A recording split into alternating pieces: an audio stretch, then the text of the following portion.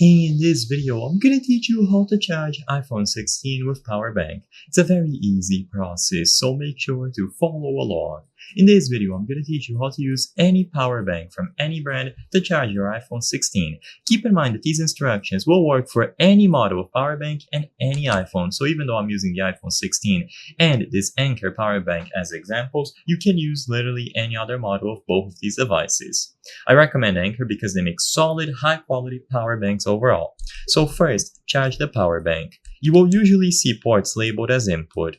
If you don't see the word input written here, then you can check the manual to see how to charge your power bank. But once you find the appropriate port, you plug it into a valid power source like a power outlet, and you leave it to charge.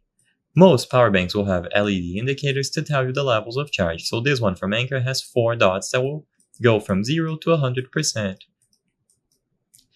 Once it is sufficiently charged, grab the proper cable and plug one end into the iPhone 16 or any other model. Make sure to check if you need to use a USB-C or Lightning cable. If you have the cable that came with your iPhone, then you can use that as well. Now plug the other end of the cable into the power bank. You will see USB-A ports, or in most modern models, USB-C.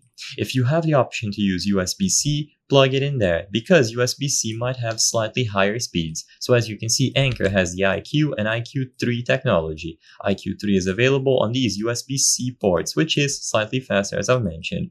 But USB-A will be okay as well to use. Once the connection is established between the power bank and the iPhone, it is going to be charged immediately right after. Once all of these lights here dim out, it means that the power bank is out of battery and you will have to charge it again before charging your devices. I hope I was able to help you on how to charge iPhone 16 with power bank. If this video helped you, please be sure to leave a like and subscribe for more very easy tips. Thank you for watching.